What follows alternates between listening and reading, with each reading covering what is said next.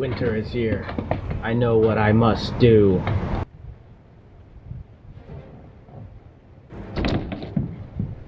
What was that?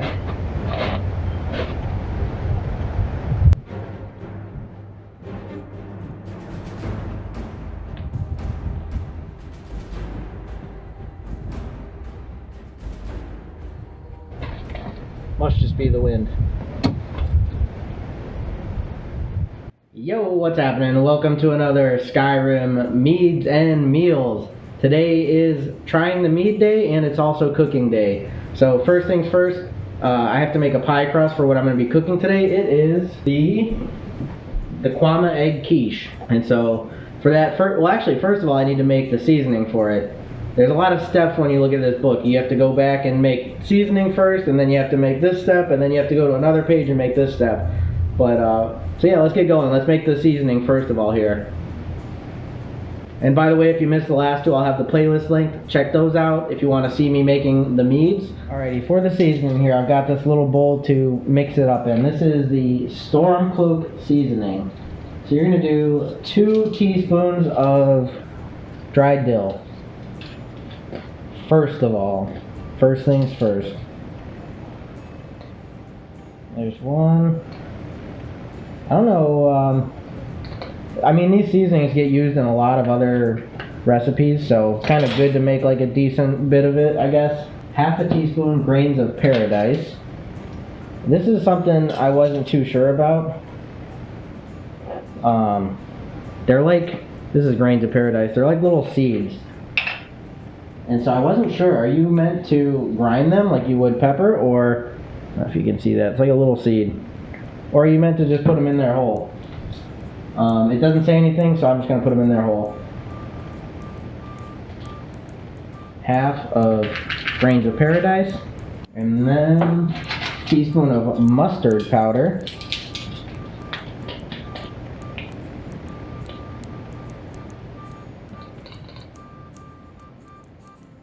Kind of clumpy, I don't want to end up putting too much.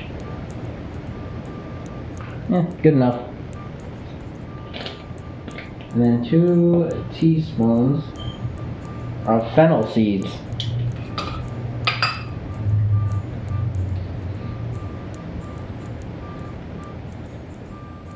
This is, smells good. I don't know if it's that mustard powder or what, but something smells good. Kind of an interesting seasoning you're making here. Alright, now I'm going to put a lid on this. If that is the right, yep, that's the right lid. I kind of crushed the bowl. Gonna put a lid on it and give it a good shake.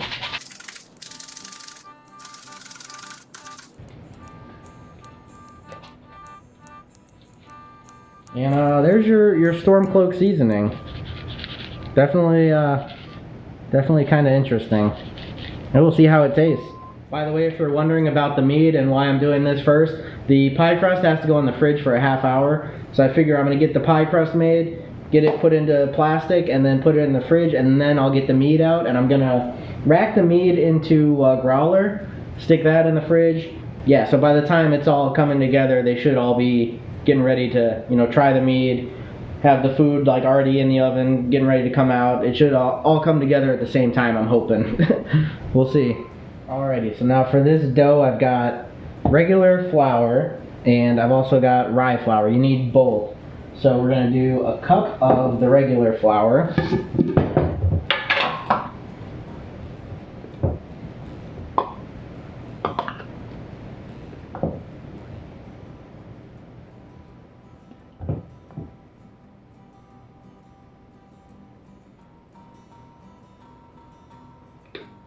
Like so. So a cup of the regular flour, that's going in first. Then a cup of the rye flour.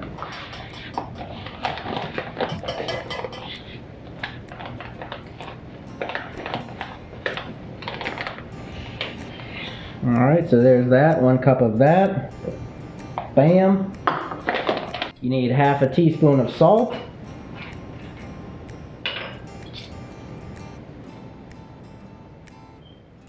There we go. Just half a teaspoon of this Stormcloak seasoning. Hopefully I get all the different things that are in it in that 1/2 teaspoon. I guess so, yeah, it is what it is. There's that, Stormcloak seasoning. Just that tiny bit. And then basically what I'm gonna do here is I'm gonna add 6 tablespoons of butter. They want it to be cold butter. So you're gonna mix that in there until it's like breadcrumbs, kind of, is what the old instructions say. 1, 2, 3, 4, 5, 6. There's 6 right there. Not quite the whole stick. That's your 6. So we're gonna throw this in here and kind of just try and mix it in as best I can to, oh, fudge. Yeah, try and just break it up and get it mixed in. They say get it to like the consistency of some breadcrumbs. So we'll see what I can do here. I don't know why it has to be cold butter, you would think. I don't know. I don't know how all this stuff works out. You'd think just putting regular melted butter or something in there would work, but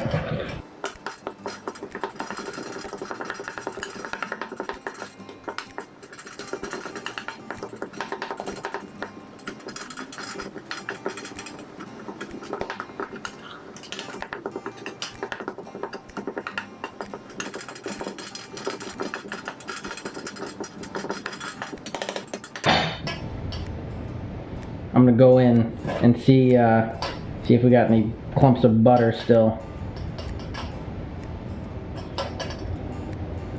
Yeah, I think doing it by hand is honestly gonna be better than the spoon anyway. I think that's just working out better anyway.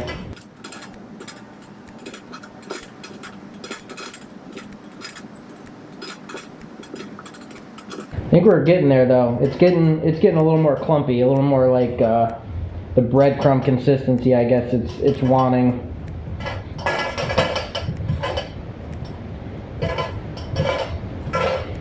It did say rub in butter, so I don't know what that means necessarily. I'm guessing pretty much is what I'm doing now.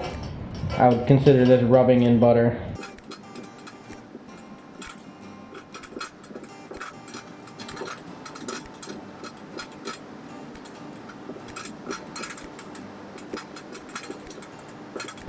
Alright, there we go. That's that butter kind of rubbed in there. You can see it's got some little clumpy bits, kind of breadcrumbish, like it says.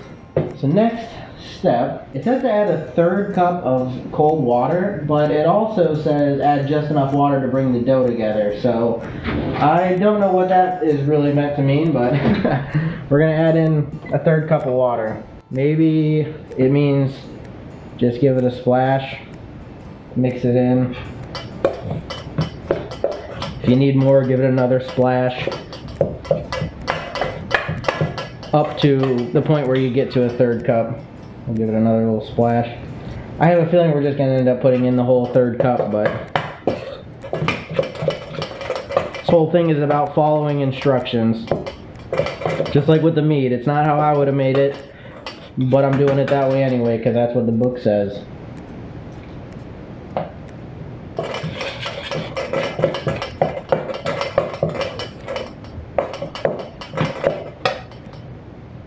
Definitely getting clumpier. Is that a good thing?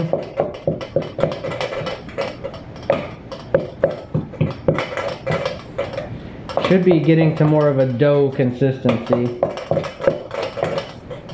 Yeah, I mean it kind of is. It's getting there, I think. Might as well just add the rest of that, I think. Maybe it's saying that you want to start with a 1/3 cup and maybe you need to add more because to get it to the dough consistency. It's like almost there. Once again, I'm kind of feeling like going in by hand is the better option here. The spoon's not really cutting it. Yeah, definitely, because that's way more dough-like, just mixing it in like that.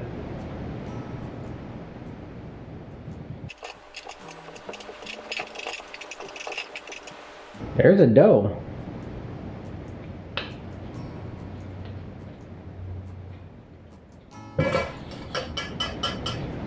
Yeah, it says a third cup. I mean, really, you can just add that third cup. I don't know why it says to just add until you have like a dough consistency, because really, I mean, the third cup did it.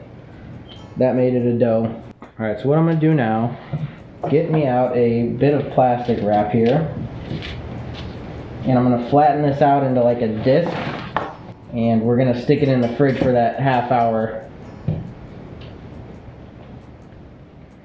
And in that time, while we're waiting, that's when I'm going to get the mead out, and I'm going to get the mead going into the growler. Get that in the fridge also, so that can cool off a little bit, so we'll be ready to drink.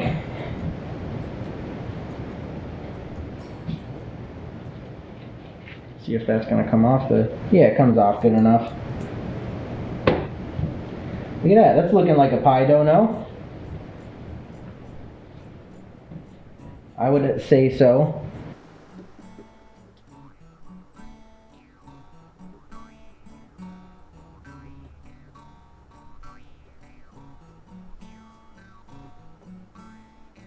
I almost feel like I'm making a pizza here. Just spin this thing out. It is, I think that rye flour is kind of like more, I don't know what the word is, more grainy maybe? Drier, I guess, because it's definitely a dry kind of dough, I feel like. Kind of cracks easy. It's not like it spreads nicely. Cracks around the edges a lot. Alright, I'm just going to top this off with another piece of plastic, and I'm going to stick it in the fridge.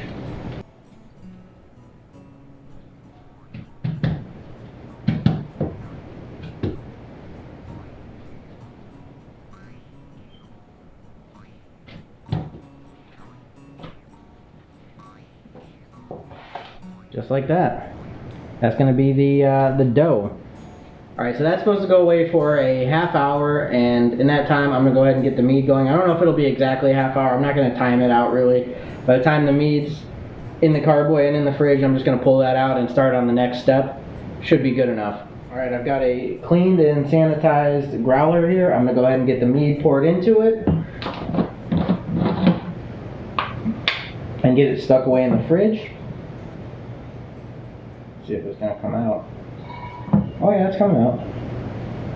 I was kind of wondering because there's like the lavender in there, there's ginger, there's that, like there's all kinds of chunks of stuff that could prevent it from pouring. But it's working. This is definitely just an easier way to pour it. Just lift this thing up and so I can kind of tilt it.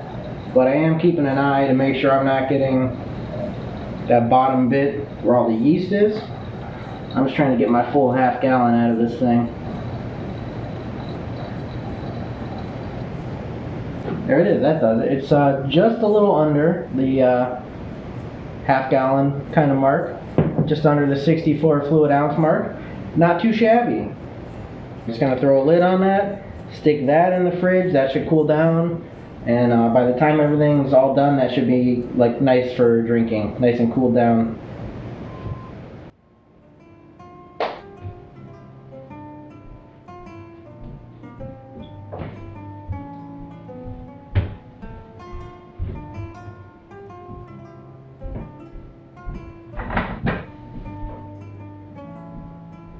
Need something. Alright, it's time I get going on the food here. So first we're going to preheat the oven to 350. We'll go ahead and do that. Not bake time, I need to go bake. Hit that 350 and it's going. Alright, so now we're going to grab out that pie dough. It's been about the half hour. If not an actual half hour, I really don't know. Kind of nice in the plastic wrap, I can kind of smush it out a little more. But what I want to do here, I'm going to take a little bit of butter, and I'm going to butter the pan here, so that way we don't have any stickage. And also, I'm sure it's going to make for a nice a nice taste, a little crispiness on the bottom there. Just like so. Now I'm going to take my dough, and it says to drape it over the tart or pie pan. So I mean, basically it's just about enough to fit in here. We're kind of just gonna fit it in here, to be honest. Just like that. It actually works out pretty good.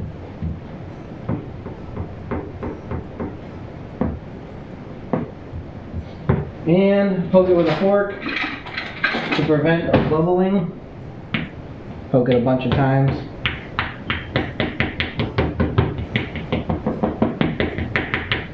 Probably do the edges too. I don't know if you're supposed to, but I'm gonna.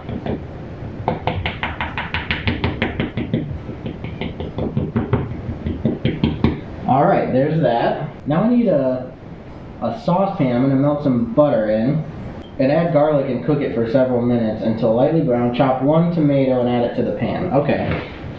Let me go ahead and chop a tomato right quick. I've got tomato, I've got garlic, and I've got butter. Let me just chop this tomato.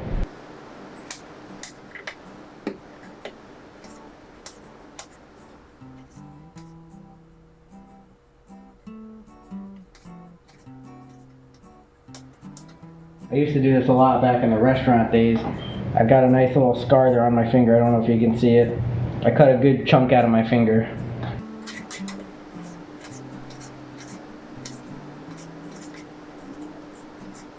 Alright, so there's some chopped tomato. I need to get my pan and butter going. Alright, pan on, stove on, butter in.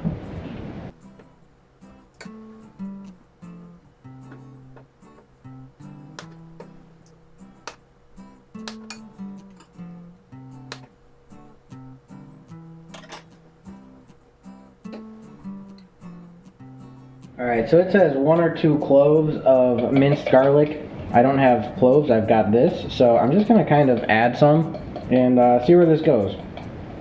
You can't really go wrong with garlic, I feel like. Just going to add that much. Why not? And we're going to kind of just mix that around until it's browned up a little bit. Honestly, I think that's a good amount of garlic. I think I got a good guesstimate there. By the way, on medium heat. You want this to be schmedium, not too hot. Alright, I'd say that those are browned up, so now we're going to add tomatoes. You're not going to cook these for a crazy long time either, just until they're kind of softened up a little bit. Those are in there.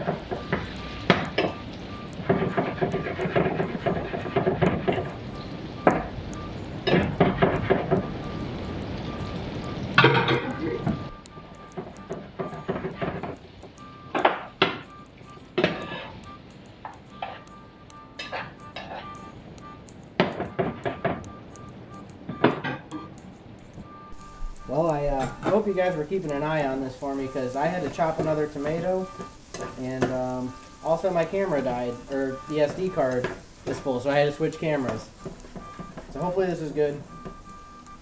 I think that's just about where you want it. Yeah, that's perfect. The tomatoes are soft, not cooked, the garlic's browned up, so we're going to remove that from the heat, just set that aside for now, and we're going to go whisk some eggs and stuff. Alright, so let's get this going. In the bowl here, we're going to do 4 eggs.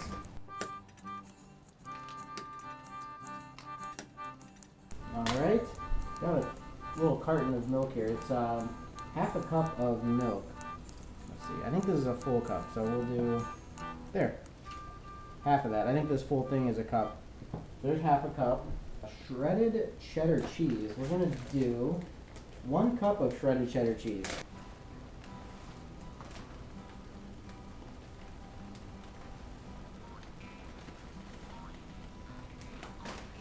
The oven is actually done preheating, by the way, so once this is all good to go, it can go right in.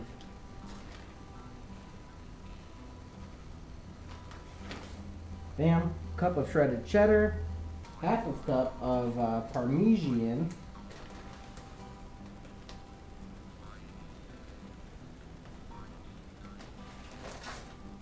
There's a half a cup of Parmesan and half a teaspoon of salt. We're gonna whisk this up.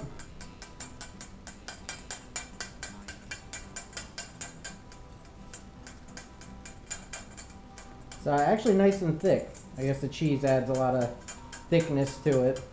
Yeah, you can see it's pretty solid.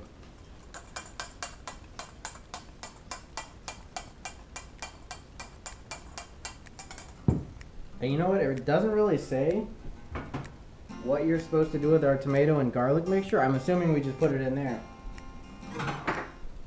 So we'll just go ahead and do that. And we'll whisk that in too.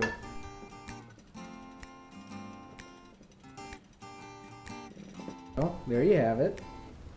Eggs, cheese, milk, tomato, and that is gonna get poured into, yeah, that just gets poured into the pastry shell here. So let's go ahead and dump it on in. And now for the rest of these tomatoes, it says to just top it off with these. So let's just put some tomato on top here. Actually kind of a lot of tomato in it. But it's good. Tomatoes pretty tasty.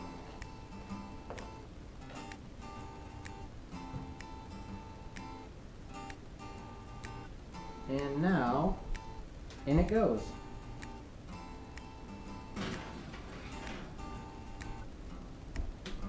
It says for an hour, but we'll see. Because it says until it's like kind of golden brown up top. We'll see how long that actually takes. Timer set. That looks good. That looks real good. Alright, so I'm gonna call it. It says to bake it for an hour or until it's puffy and golden. It's looking real puffy, real golden. We're at like 40 minutes. It's looking real nice. So I'm gonna call it. I'm gonna pull it out. We let it sit for 10 minutes and then cut into it. Check this out.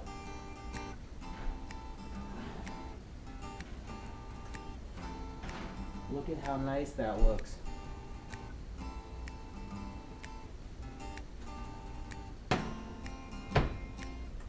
It looks so good. I gotta show you this. You gotta see it. Look at how nice that looks. So we let it cool for 10 minutes here, and then it'll be time to cut. Alrighty, it's been 10 minutes. Let's cut into this unit and see what I've created. Is it gonna be good? Place your bets now. No idea. I have no idea. Will I even be able to get like a solid slice out of it? I wonder. Or is it gonna be too mushy? Let's see.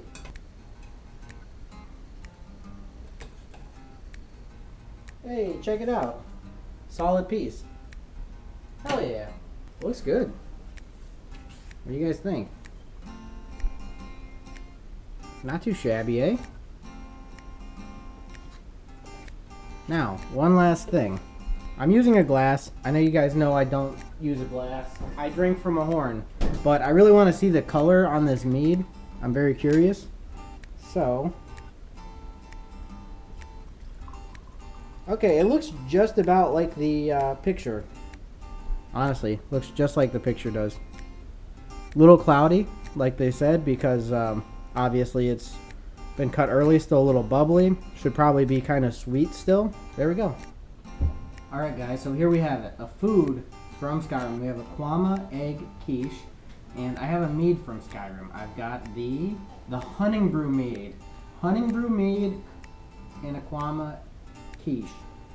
Let's see how this goes. What do I go for first? I'm gonna try this because this looks really tasty. Let's see what I've created here.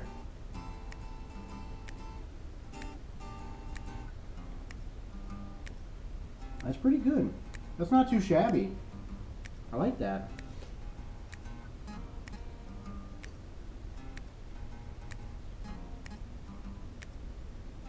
Definitely kind of garlicky. I wonder if I went a little overboard on the garlic. But I like it. That's good. Now for the mead.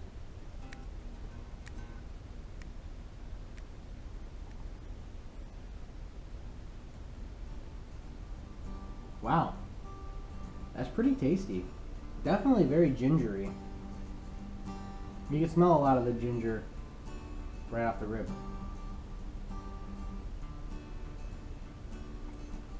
I don't know if much of that lavender is really coming through. I'm mainly getting hints of that ginger.